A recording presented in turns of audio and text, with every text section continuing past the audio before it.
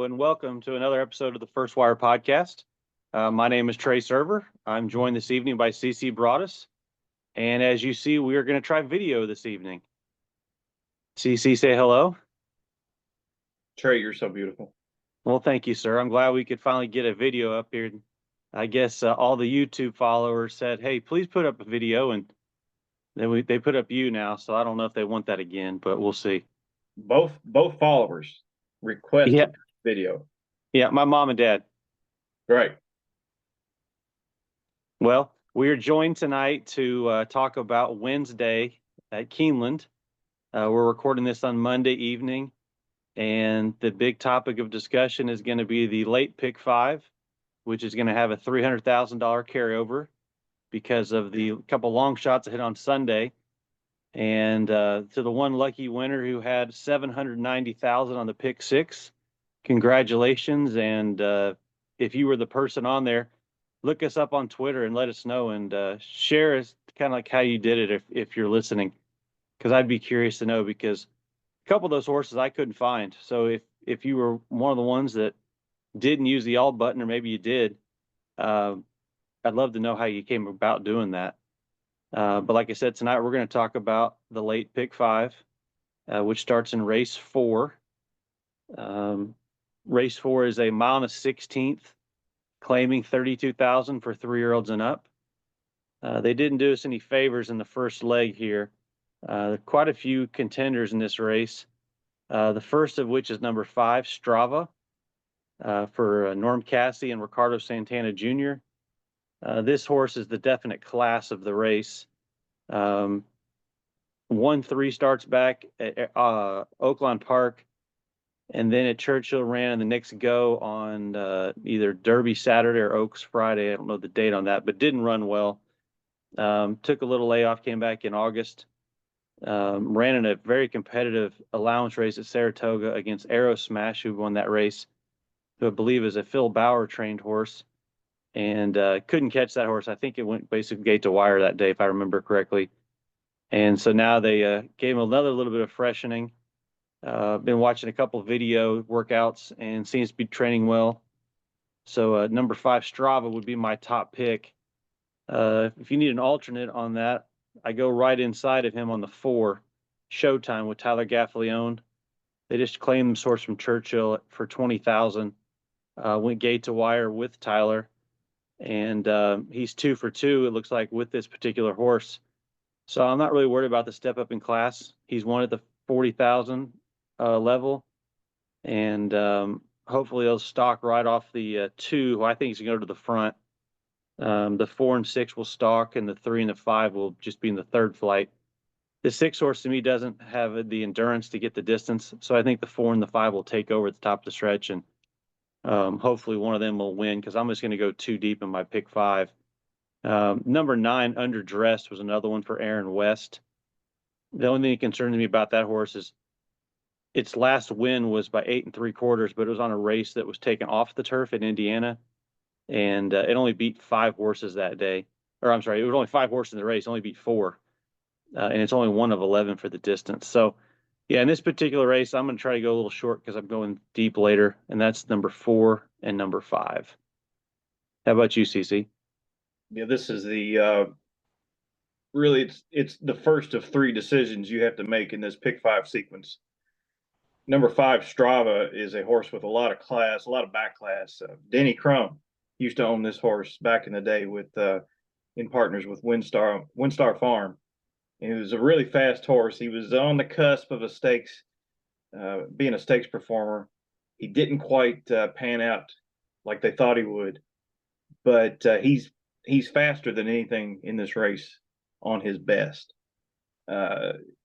Norm Cassie is really good with these types, I think. This is probably the horse to beat. I would consider, maybe you played more than one ticket, you would single this horse on one, then maybe use a few others on another ticket. So Strava obviously is the top pick. 4 to 1 is not going to happen. More like 9 to 5, 8 to 5, especially if the horse is live. So yeah, Strava is the top pick. Rocco Strong is a horse I think that can compete with him on numbers. It's second time Maker, and Maker had a bit of a reawakening over the weekend. I know he won a race on Saturday, won an allowance race on Saturday, and then Friday he finished second in a maiden special weight in a really nice effort. Rocco Strong is a horse I think I would consider. You get Luis Saez, and this horse goes for Paradise Farms, which is basically Mike Maker's top client right now. And then Huge Bigley is a horse I found interesting, number 7. Kind of gone off form a little bit. He makes a second start off a short break. This horse had some big numbers back at Oakland over the winter, and then he kind of tailed off. He does have one win at Keeneland out of one start, so he probably likes the track. You're going to get a price on him, so I think I would use number 7, Huge Bigley, if I'm spreading. But I'm not going to go very much deeper than that. So for me, it'll just be the 5, 6, and 7. Okay. Race number 5 is a mile and a 16th on the turf for maiden 3-year-old mares, 3-year-olds and up. The number 10 horse in this race is going to be a heavy favorite, Bird Watching. Third-time starter for Arnaud Delacour. You get James Graham up. The horse finished second by nose at Tampa, and then came back in August at Kentucky Downs and finished second by a length and a half. Never could get to the winner. Was very competitive. The only thing that concerns me about this horse is James Graham, to be quite honest. He hasn't won any races besides the one where Lon Machado mistimed the wire. So it's hard for me to trust this particular horse. Plus, I feel like he could have already won, could have broken his maiden. He had the lead in the stretch at Tampa and lost.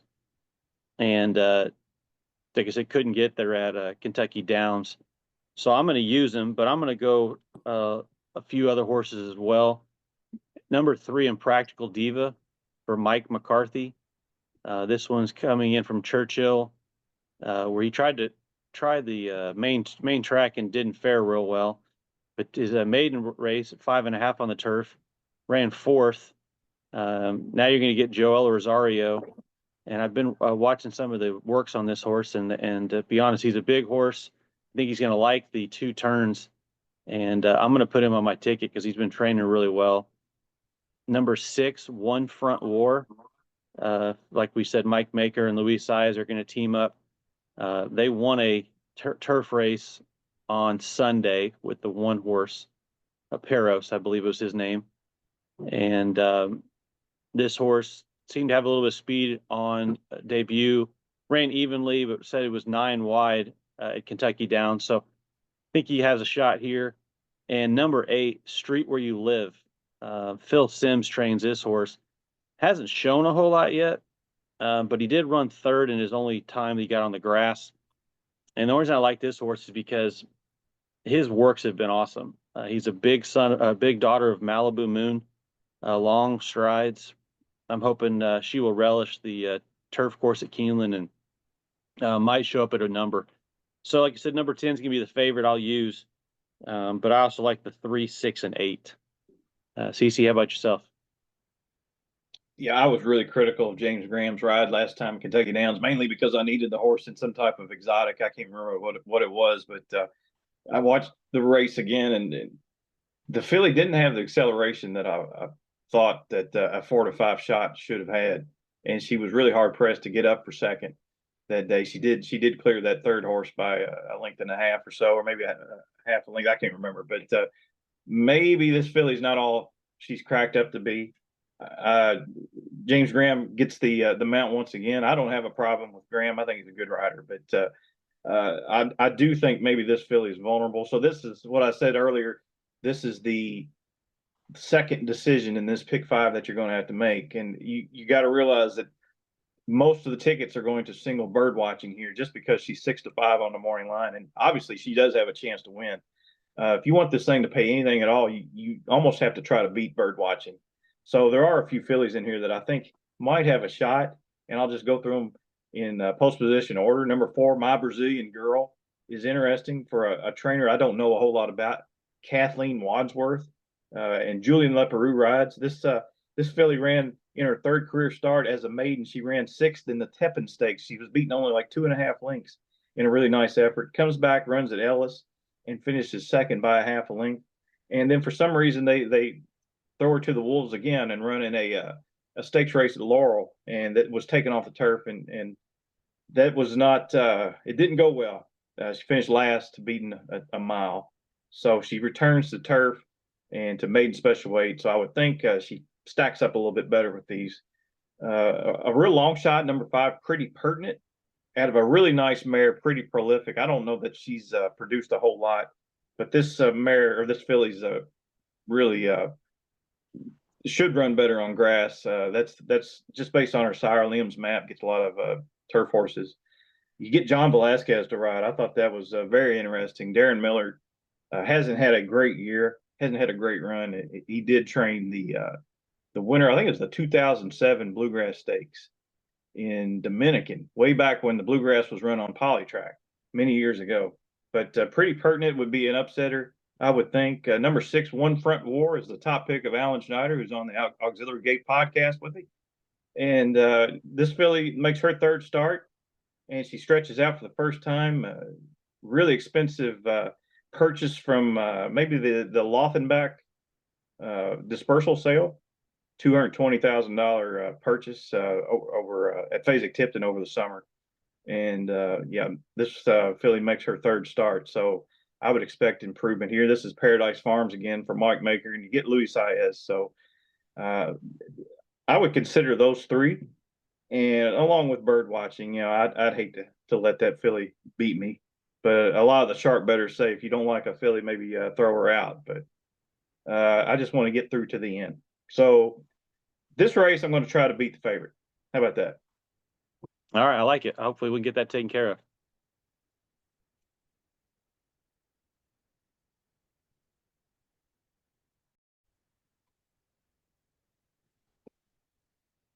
All right, so that moves us on to race number 6, which is a 1.125 and allowance claiming. 125,000 for fillies 3-year-olds and up, which have never won condition or which had never won 3 races, or they'd like to be sold for 125,000.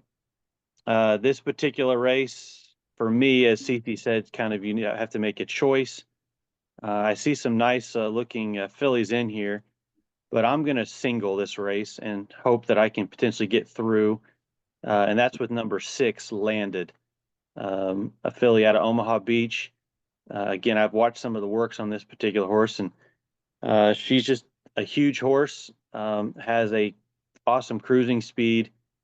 As if you look at her post or her last few races, she's gotten out the front and was able to set relatively easy fractions, which scares me a little bit, but nobody could pass her. So I'm hoping she can do the same thing on Wednesday. Gets out there with John Velasquez, who takes the mount, is able to, like I said, set some fractions that allow her to get out there and relax and have something in the coming down the lane. For me, another reason I like this horse is Wesley Ward usually is known for his 4.5 furlong speed balls. This particular horse, if I'm looking correctly, did not start that way. He started 6.5. So I would assume, based on, like I said, she's a big filly, that he saw that she wasn't going to be a sprinter and she might have a future. So he took her to New York in September of 23 and slowly brought her on. And instead of starting like in April at Keeneland, like most of them are. So for me, that's an encouraging sign. I'm going to single the 6, but if you wanted some other plays for this race, number 11, Musical Note for Brad Cox, is a player. Number 7, Everland, who has been a nice filly for Eric Foster. I think deserves a little bit of a look just based on how she's running her stakes races. And number 5, Intricate, is probably going to be one of the, maybe be the favorite, come out of the Grade 1 Alabama and the Coaching Club of America at Saratoga. Ran 5th and 8th in that, or I'm sorry, 5th and 3rd in that race. Ran against Torpedo Anna. So, like I said, that's another potential. But I'm going to go with number 6, landed and hope that I can somehow get through this race. I like that. That's a nice single. If they don't go with her early, I think she does win. But for me, I'm just gonna just use the 5, 6, and 7. Maybe the 3 Neon Icon. It's Rusty at Keeneland. I think that filly, she's only had 5 starts, so she might have some improvement in her. I don't like the price 5-1, but yeah, 5, 6, and 7. Intricate, Landed, and Neverland. You already talked about those, so let's move on. All right. Well, that leads us hopefully to race number 7. We're still alive because this race I thought was almost impossible. So I'm going to go very deep. It's a 5.5 furlong turf event. Number 1, Arrest Me Red, is a Wesley Ward trained by Frankie Dettori is going to ride. 3 for 9 at the distance, but hasn't won yet in 3 tries on the turf at Keeneland. This horse is going to be forwardly placed, I think, and I think will be a prominent player. I do want to mention number 3, Mark of the Z. Has run at Keeneland a couple times, has 2 wins and 2 seconds out of 7 starts. He's 20-1 on the morning line, but he seems to be in pretty good form. They'll probably not like him for the fact he ran his last race at Hawthorne, but I'm not going to throw him out. I'm going to use him. Like I said, I'm going to spread. Number 7, Out of Door, was going to be my top pick based on how he just ran second at Kentucky Downs. He is 1 for 2 at Keeneland and 2 for 3 at the distance. However, the thing that scared me a little bit is he was claimed from Wesley Ward by Eddie Keneally back in August, and he ran in August and then turned around and ran in September. But I don't see any works on the page from September or August to now. So I would assume he's hitting the track, but he's not had a workout, which scares me a little bit. I'm going to use number 8, Bushido, coming from Indiana. The horse just won and has been competitive in other races, and he's speed, so I don't want to throw out a speed ball on this turf horse. Number 9 interested me for Brittany Russell. Horse has been blazing in the morning. I just had a bullet on October 13th in 46. Irad takes them out, and this horse has shown speed. And at 8-1, if this horse could get out in front with Irad riding, might take them all the way. So I'm not going to get rid of that horse either. Number 10, Mo Stash, who might go favorite just based on class alone, seems to be a little off the pace, and is 2 for 4 at Keeneland. I think I've bet this horse multiple times, and he's never won when I've bet him, so he probably won't win again on Wednesday, but I'm still going to throw him in there. And then number 12, a horse that's always interested me, Sasua Summer, for Bill Mott and Tyler Gaffleone. The horse puts together some good races and then has some not so good races, and now he's running back second off the layoff, and he's 4 for 7 at the distance. So I'm not going to throw that guy out either. And it looks like they bought that horse for $1,000, and he's made over 400. So good to those connections, and hopefully he will do pretty well. Like I said, I'm going to spread in this race. I'm going to use the 1, 3, 7, 8, 9, 10, and 12 because I really didn't have much of an opinion. CC, can you narrow this down for me at all? I can't. I really thought it would be smart to try to single here, but I can't do it. All these horses are really they're equally matched. I like that you're going to use number 3, Mark of the Z, a horse that has never been off the board, but 2 times at Keeneland, 7 starts, 5 starts in the money with 2 wins. I like that a lot. Mischievous Rogue is a horse I would use. Maker and Paradise Farms bought this horse for $160,000 at that same July Fasig-Tipton sale. And the horse likes Keeneland. And yeah, Mo Stash was a horse I thought had some upside. He's just a 4-year-old, and so there's room for improvement there. But yeah, this is a spread race for me. I would use a bunch. The one I would probably be against is which makes this a good race to spread in. It's number 1, Arrest Me Red, gets the rail this time, and Dettori's going to have to make a decision. Does he gun him out of the gate or risk getting shuffled back? So he really have to work out a trip from there, I would think. So maybe I would be against Arrest Me Red, which, like I said, makes this a really good betting race. Sure. Okay. Well, then, if like I said, if we're lucky enough to get through those 4 legs, we come to a maiden race to close. 6.5 furlongs for 2-year-olds. This race has a 8-5 morning line favorite in number 4, Touchy or Tucci, for Wesley Ward and Three Chimneys Farms. Joel Rosario is going to retain the mount after 2 starts at Saratoga. This horse looks like it didn't start in a maiden special or anything like that. He went straight into stakes company and nearly won his opening race. Was sent off at less than even money. If I remember correctly, this horse was a big tip horse. Everybody thought he was the goods, and ran like it, but he got caught at the wire. Turned around and ran again in the Saratoga Special. Again, made the almost even money favorite, and this time didn't run as well.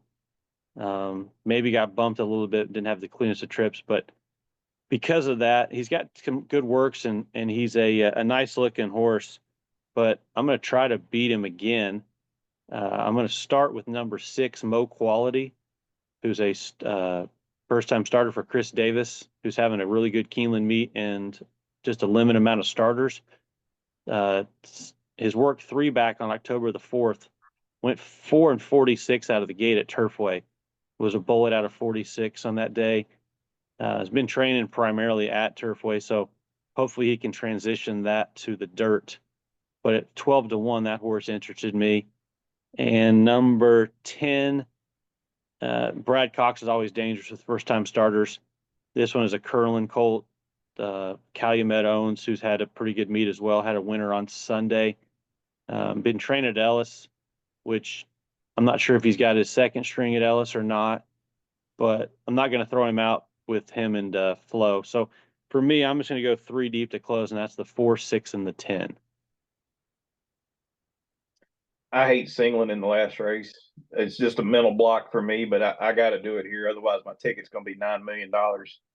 So we can't. I can't go any deeper than number 4, Touchy. Unfortunately, I'm stuck with the favorite. I mean, you got a horse that was good enough to tackle Stakes Company and was competitive there, and has a nice work over the Keeneland surface. Actually, has several nice works over the Keeneland surface. So Touchy's the one for me. If you're playing exotics, I would consider number 2, Au Contraire, who also has a nice work over the Keeneland surface. It's on the Keeneland website. The clocker mentioned Au Contraire, maybe 2 works. And this horse is really well bred. Tap it out of a Dream Rush, who was a really nice mare for Stone Street. So Au Contraire has a shot to get into the money. And on the outside, number 11, Campaign Trail is interesting to me. It's Eric Foster goes to Tyler Gaffleone, and 20-1 on the morning line. So maybe draw a line through the last race, had some trouble early, and the first race ran into East Avenue, who's going to be one of the favorites for the Breeders' Cup Juvenile. So Campaign Trail and Au Contraire underneath Touchy in the exotics to cap off a really nice card on Wednesday. All right. Well, just to mention, you're talking about horses that might have a future later on. Number 1, Harvest and Hearth, drew the rail for this one, so I don't think I'm going to toss in this race, but has a nice work tab and a nice breeding for Kenny McPeak, so somebody to look forward to next time. And then number 12, Amor Patrii, for Jimmy DeVito. Latin. Yeah, I took Latin and I still don't know what it says. I think that horse has a future as well. But like I said, I'm going to use the 4, 6, 10, and CC's going to single the 4, which if you followed along, I'm going to use the 4, 5 in the first race, the 3, 6, 8, 10 in the second. I'm going to single number 6 Landed and hope that I get through for Wesley Ward. Then I'm going to spread in the turf race 1, 3, 6, 7, 8, 9, 10, 12. And then I'm going to use the 4, 6, 10 in the last.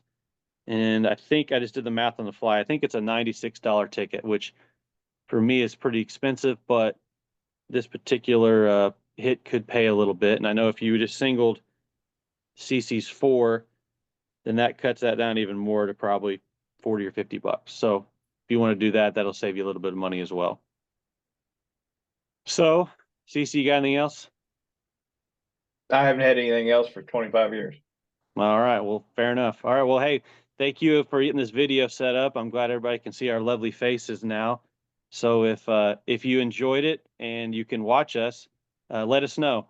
Tell us how good or bad we look, how we did on the video. Maybe And don't let us know. all right. Well, as always, for CC Broaddus, I'm Trey Server. Thank you for joining this evening and best of luck on Wednesday.